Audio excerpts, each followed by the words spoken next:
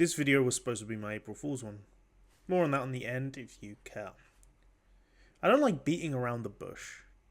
This video is about Endless 8. The Endless 8. One of the most controversial anime arcs of all time due to it being so weird.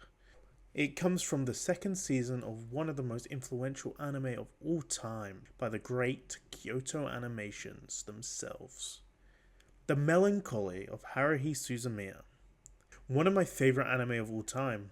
And on a retrospective, Season 1 earned a 10 out of 10 along with its 2012 younger sister in Chunibyo, which was also later joined by the greatest 6 episodes ever in Fooly Cooly. I think quite highly of Season 1 of Haruhi Suzumiya, and I did when I watched it too.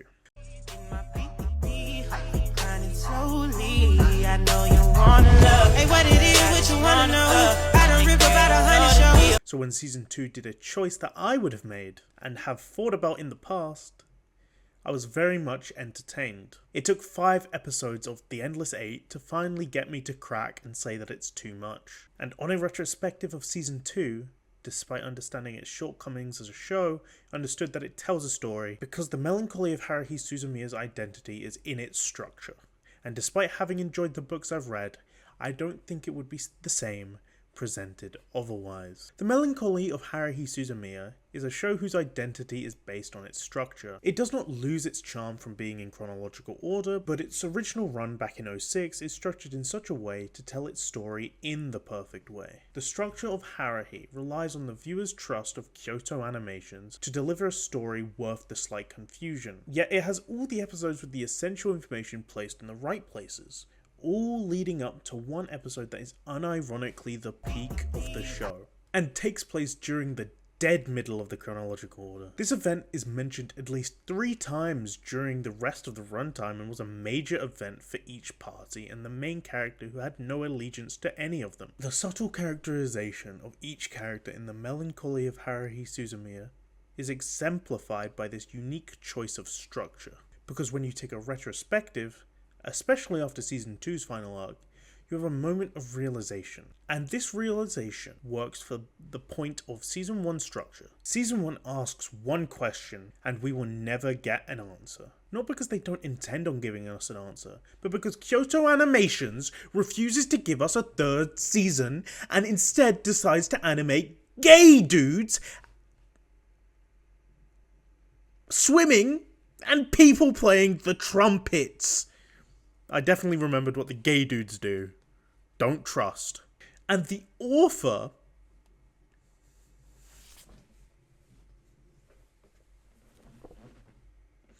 Nagaru Tanagawa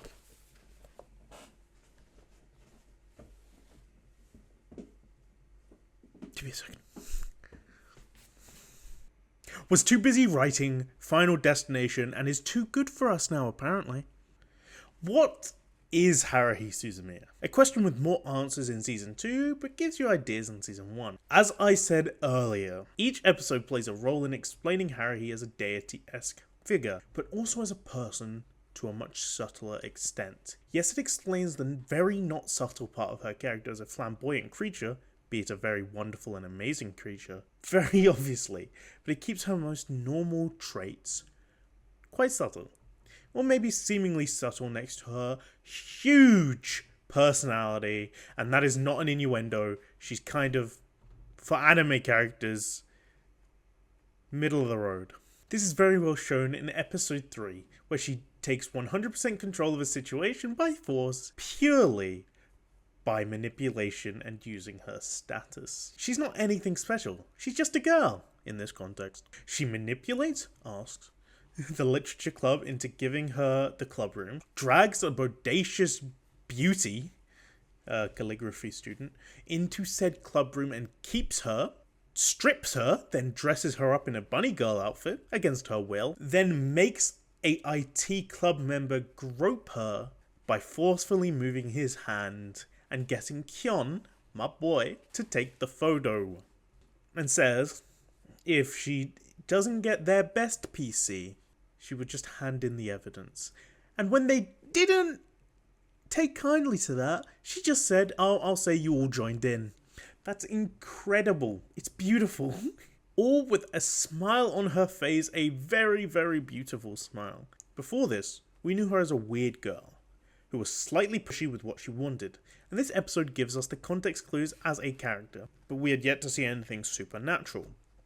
Or at least to us, supernatural. The structure seemingly hiding it from us so we could question the legitness of sudden character claims. And though we still don't believe it, the characters try to get us on their side, less trying to persuade us about the supernatural sometimes, and more trying to explain why Haruhi is a god or whatever they believe in. The structure is trying to play games with you like you didn't just see that bat go homing mode. Woo, woo, woo. And the characters themselves having different information than you is another perfect thing that this structure gives you.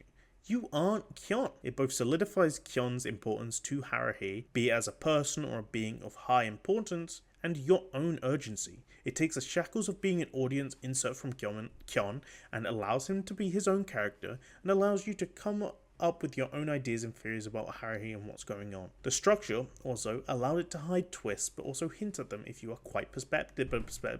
I realised that a character that was quite prominent in the first and second episodes just goes missing in episodes that take place after that one. That would be Ryoko. That twist is hinted at her by her lack of appearance in certain episodes and by certain choice words about Canada from Haruhi. The structure gives the viewer a unique experience than the light novels whilst also containing character. Season 1 is structured perfectly to match what Haruhi Suzumiya is in all her perfectness. It matches her mystery and also the mystery of each of the clan's motivations. It's a style fitting of Haruhi Suzumiya and her own world. It's as if she made it herself. Season 2 is absolutely no different. Despite being released in between re-releases of Season 1 episodes, it also has a very unique structure to it. Because despite its infamy, Endless 8 arc is extremely Haruhi Suzumiya. Season 1 structure, as I mentioned before, works to improve every aspect of the story of Haruhi Suzumiya, including building up to my favourite moment in the show in episode 14, the melancholy of Haruhi Suzumiya part 6, whereas the structure of season 2 isn't exactly the same. Episode 1 is the Bamboo Leaf Rhapsody. Then, Endless 8 happens. I want you, the viewer, you, to guess what the arc Endless 8 is about, and how many episodes it takes up. Yep, it's a time loop with only animation and voice acting changing between the episodes, with about 4 major changes and a couple dozen minor changes, but over the lot of the 8 episodes. It's bloody amazing. I watched every minute of it, and I only started getting bored, as I mentioned earlier, at episode 5 near the end. Season 1 is great due to a lot of factors, but the structure is the glue guy. The structure is Andre Iguodala. The structure is 2015 Andre Iguodala, Finals MVP Iggy. Whereas in Season 2, it's seemingly 2011 Finals Bron. Scoring 8 in a Finals game Bron. But here's where I need you to stick with me. Endless 8 is an absolutely wonderful stylish arc that I absolutely adore. Because there is nothing more beautiful than style. How in the world is a time loop stylish, you may say? Well, there's a lot we get to learn about each and every clan just by watching Endless 8. Each quiet moment, each moment of sadness, each moment of giving up. There's a lot we get to learn about our characters just by watching. And it removes the titular character for most of the screen time. What the summer holiday meant to Haruhi Suzumiya this year was massive, and the way the writers treated it solidifies that. Having her miss out on such a basic thing because she's a straight-A student who hates homework and that she's never had friends before may not have hit as hard on just one loop. And by her trying to take the spotlight only to remain a background piece in every member's attempt at escaping each time, to us, shows us a lot. And Kyon's desperation slightly growing each loop despite not remembering the last loop is a wonderful show of his wishy-washy nature. Every other Kyon gave up at midnight, showing how he would act when it comes down to it. And then there's Nagato, a seemingly emotionless character getting flustered subtly by being caught by Kyon solidifies a lot. That Kyon cares about his classmates' emotional states, specifically Nagato's, as it's been shown in the series that she isn't fully emotionless. She even got excited the first time I did it, and her reactions became slowly more and more tame the more he reacted, slowly returning to this emotionless state as if she was hiding. The reason a time loop is stylish is because it's very unique and a slow way to explore your characters this way. Each day being animated in different ways, them doing different actions and choosing different clothing, but all the same. And in the exact same way it mirrors what season 1 did with its structure, it's like Haruhi herself made it. In a way to understand her friends and experience a friend-filled summer for the first time. It may not have improved what season 2 is and how it's talked about, but it's a beautiful form of art in itself. The structure being a circle sucks. Let's be real. There's a lot of retrospective and type 2 fun going around, but it's not even that for everyone. But it mirrors Haruhi in the same way season 1 did. Where season 1 is as if Haruhi is romanticizing her life through the structure, season 2 is as if we get to see Haruhi herself through it. The choice of looping for 8 episodes with minimal changes and no one impactful remembering it is an eccentric decision. Despite not being the perfect enjoyment, it is stylish and eccentric, much like Haruhi herself. I don't know whether that is explaining it enough, but it's how I feel. It's very Haruhi. Defending Endless 8 is a stupid endeavor, because at the end of the day it left so many people with such a bad taste in their mouth. Honestly, I would have rather had a different story told in season 2 than that, and I would have preferred a movie of Endless 8. Not saying I want Disappearance replaced with Endless 8, I don't want them swapped. Disappearance is a perfect movie, and it's perfect. It's mwah. Rest in peace to everyone who died in that fire, because they did an incredible job on everything that they did. They were incredibly creative and wonderful people. I assume they were wonderful people. But it was such a stupid waste of life over stupid things. They did an incredible job on The Disappearance, and I feel like if they had the opportunity to make an Endless 8 movie, they would have done incredible.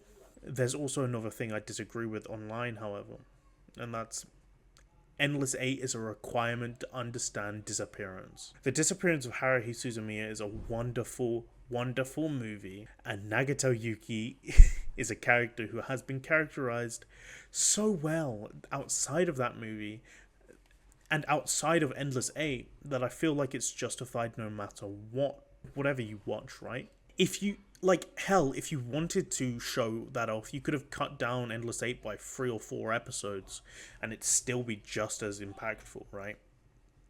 She is an impressively characterized character for what she is, if you want to. And I'm not saying you should, but I'm also not saying you shouldn't.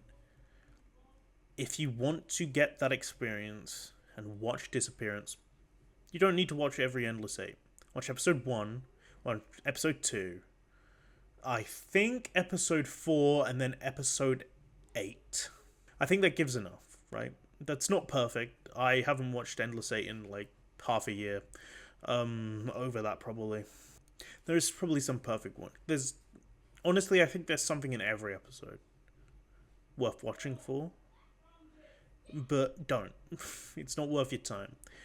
It's not worth this hypothetical Reddit, oh, you should watch it, it makes you feel like, no. Just watch Disappearance, it's a good movie. My honest opinion on Endless 8 is that it upsets me as a viewer, but as an analyst, it's beautiful. Doesn't mean you should enjoy it. It doesn't mean you should complain to everyone complaining about it because they didn't understand it. They might have. It's just not fun to watch. It's frustrating, as it was intended to be, and slow. But it was Haruhi. I wonder if she's a big Tetris fan. Okay, so the April Fool's stuff. Shut the fuck up for a second. I don't know when I fucking recorded that.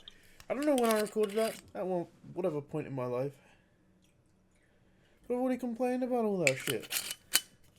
Already complained about all that shit. April Fool's, 8 episodes, 7 in the month of April. I would have done this video, broken down, split up, have important pieces of information split between 7 episodes, and the 8th episode would have been a supercut of all those, and it would have been posted next year in 2026. Why aren't I going to do that? Busy.